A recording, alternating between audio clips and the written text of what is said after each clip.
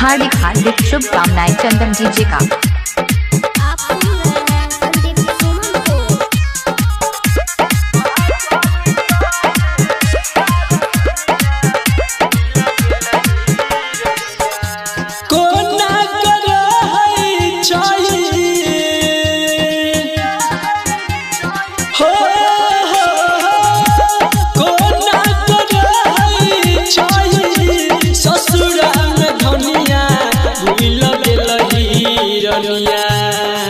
भूल गेलही रनिया पागल कहे सारा दुनिया।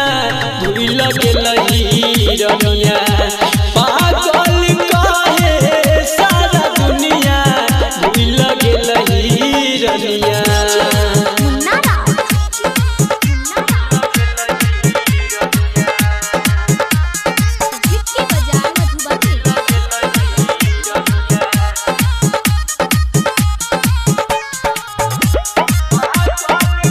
इलाका किसी का हो धमाका डीजे चंदन विकास का होगा। सबके नजरिया से लगे बेकार के तोरा तो मिलल छौ सुख संसार गे। सुख संसार गे सबके नजरिया लगे बेकार के तोरा तो मिलल छौ सुख संसार के। सुख संसार गे लागे ठोकर पल पल बनल छछनिया। भूल गेलही रनिया भूल गेलही रनिया पागल कहे सारा दुनिया। भूल गेलही रनिया पागल कहे सारा दुनिया। भूल गेलही रनिया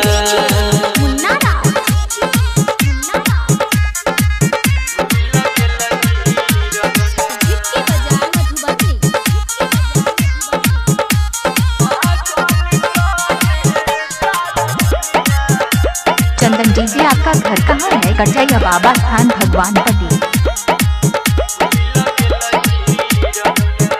हर दम काने जाने हमर के अखिया भूलल न जाइया हमरा तोहर मीठ बतिया।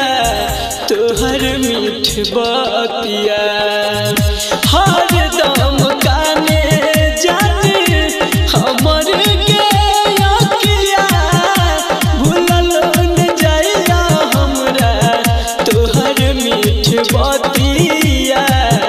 तोहर मीठ बतिया हर भजन संदीप कह तोर पे जवनिया।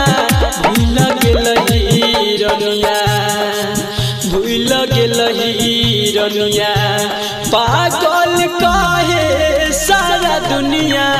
भूल गेलही रनिया पागल कहे सारा दुनिया। भूल गेलही रनिया। हार्दिक हार्दिक शुभकामनाएं चंदन डीजे का।